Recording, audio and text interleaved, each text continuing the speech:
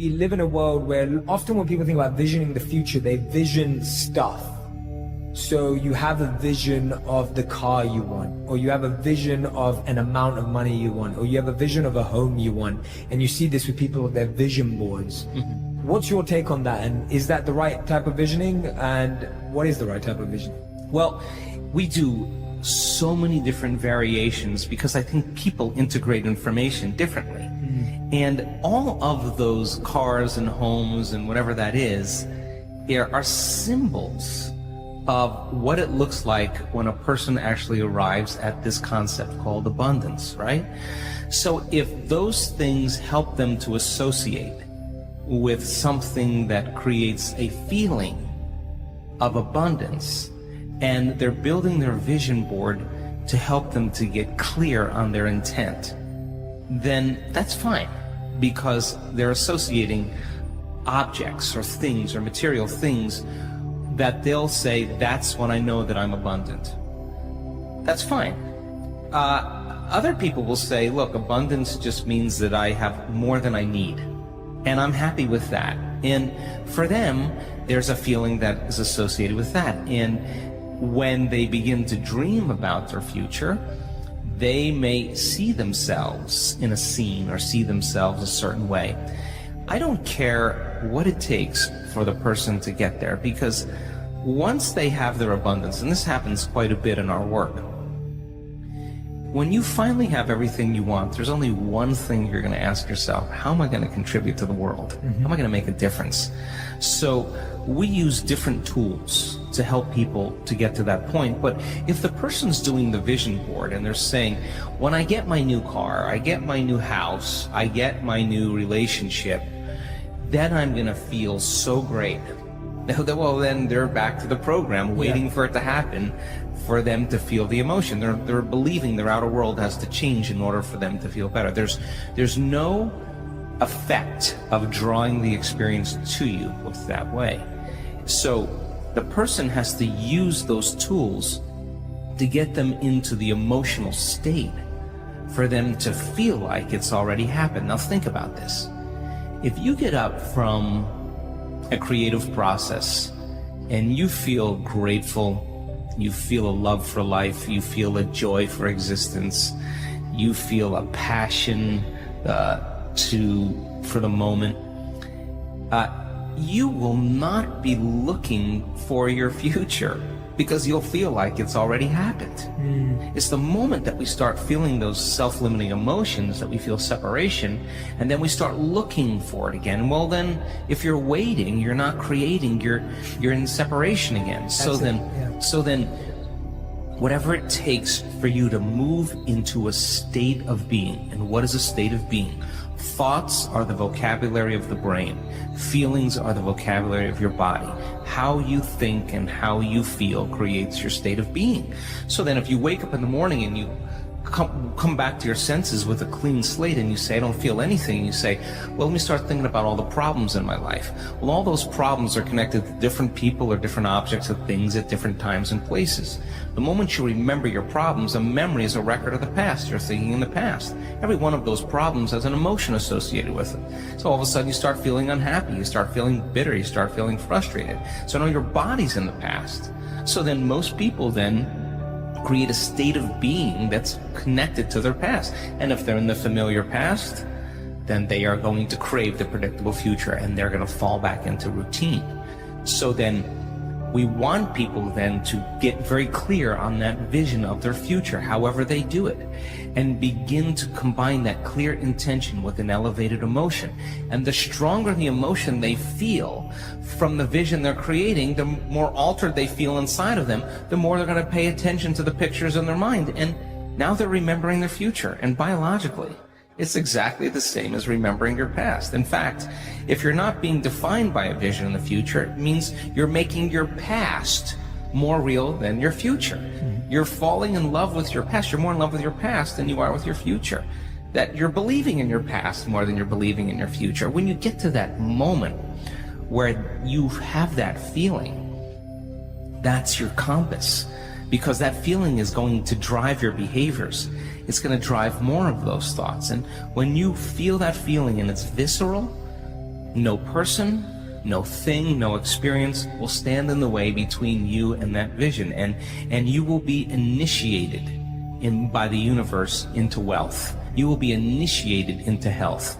You'll be initiated into freedom. Those people, all those people that have healed themselves of all those different health conditions, they are so humble and so happy, and they feel so great that they would never trade this feeling because of what you thought of them. They've left that program behind a long time ago. They actually don't care how you think of them. They actually are so happy with themselves that they're no longer dependent on anything outside of them. Now, I think that's a really important moment, because that's the moment we give people permission in our lives to do the same, right? And I think that more and more people are beginning to figure that out as they do this work. Now, your brain is organized to reflect everything you know in your life. Your brain is a reflection of your external environment. It's an artifact of all the things you've learned and experienced to date. Feelings and emotions are the end product of past experiences. And if you're feeling the same way every single day, it means two things. Number one, nothing new is happening in your life. And if those emotions are driving certain thoughts, and those thoughts then are creating the same emotions, then your thinking equal to your emotional state means you're thinking in the past. And if you believe that your thoughts have something to do with your destiny, as long as you're thinking equal to your familiar emotions, you keep reaffirming the same past experiences in your life over and over again. Our research shows without a doubt in the last 3 years that when students of our work combine a clear intention, now intention is a vision, a potential that already exists in the quantum field that you get to select. And when you ask yourself a question like, what would it be like to be healthy? What would it be like to be wealthy? What would it be like to be free or to be in love?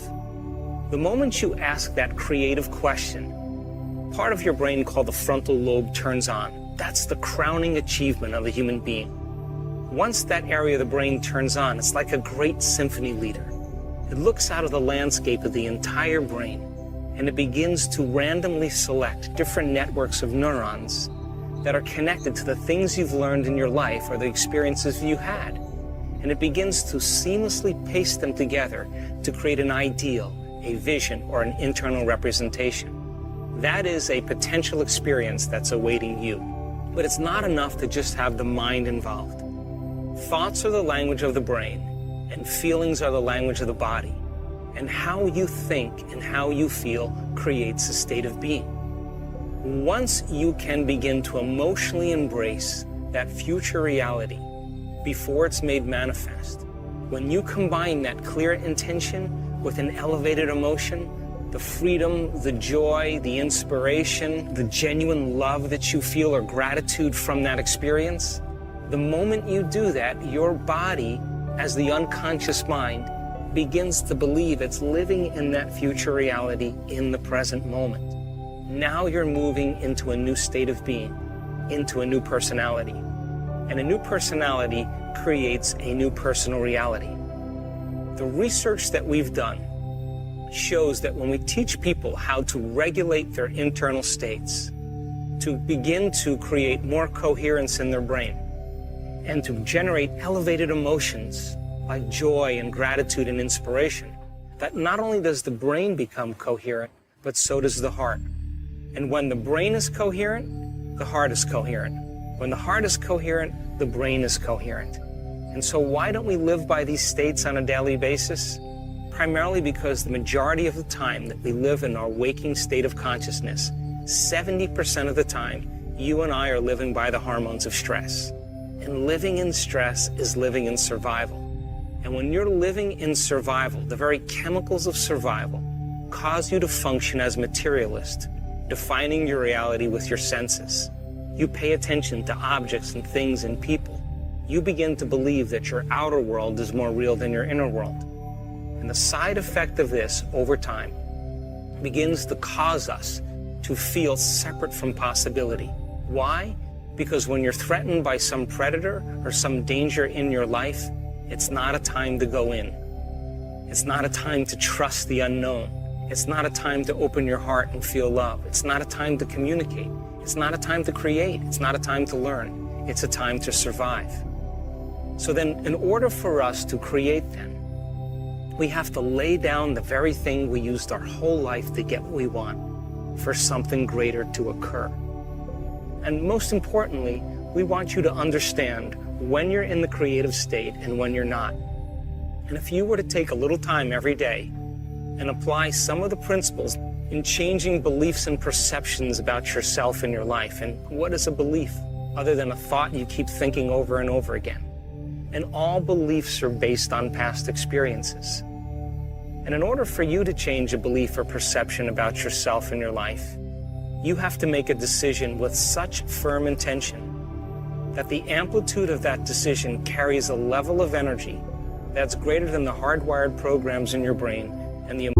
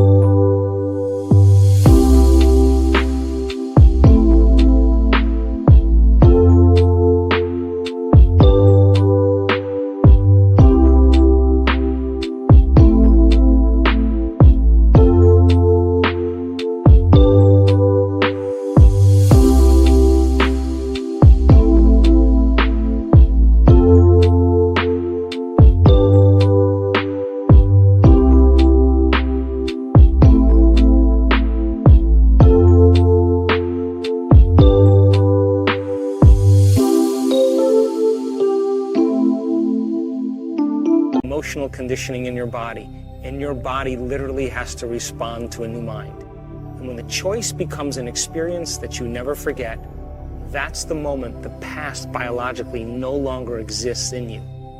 And people around the world are changing beliefs and perceptions that are based on past experiences from 30 and 40 and 50 years ago. And the side effect is that they're creating new lives. All potentials in the quantum field exist in the present moment. So that when you sit down to create something in your future, it's important for you to understand that only when you're in the present moment do you have access to possibility. Once you understand what it's like to be in the present moment, change your energy.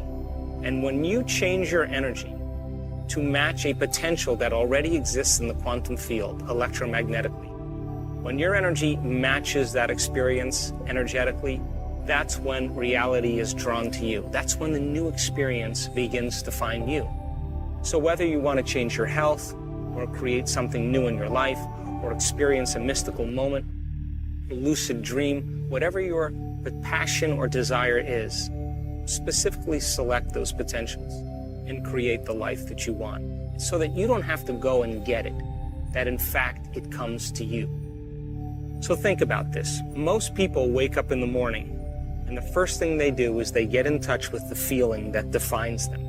The moment they get in touch with that feeling, whether it's suffering or guilt or shame or judgment or unworthiness, they begin to start their day from that emotional state. In other words, they're already living in the past.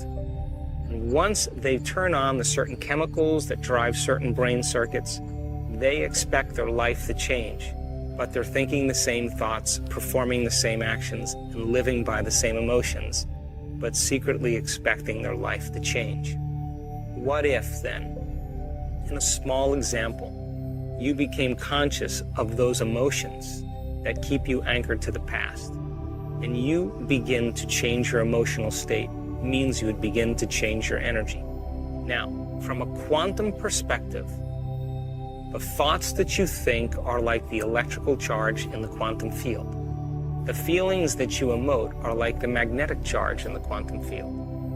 And how you think and how you feel broadcasts an electromagnetic signature that influences every single atom in your life. The thought sends the signal out, and the feeling draws the event back. So you are broadcasting information on a daily basis into the field. When you change your energy, you literally change your life. And if you're able to maintain that change in energy, you will begin to draw new experiences to you. And that's when you become the scientist in measuring fruits of your efforts. And as I said,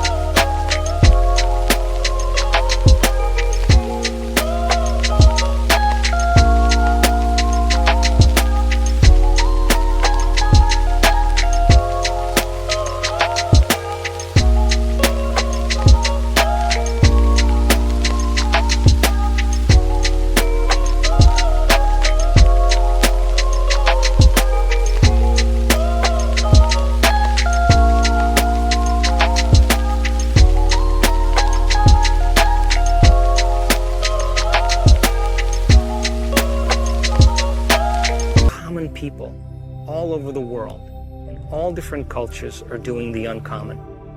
They're healing themselves from diseases, chronic diseases, serious, potentially fatal diseases. They're creating wonderful new jobs and opportunities. They're winning the lottery.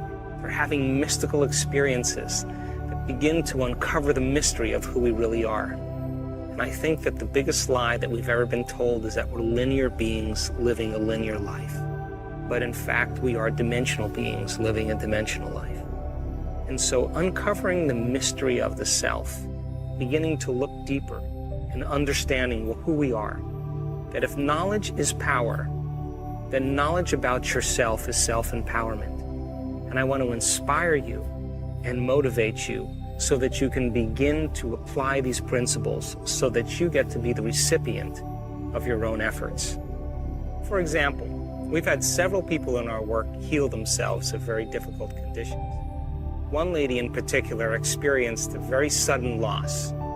The event in itself produced very strong emotions. Those emotions then lingered for periods of time, and it began to define her as a personality. Now, it's a scientific fact that the hormones of stress push the genetic buttons and create disease. So the long-term effects by living by those chemicals literally are harmful to our body, justified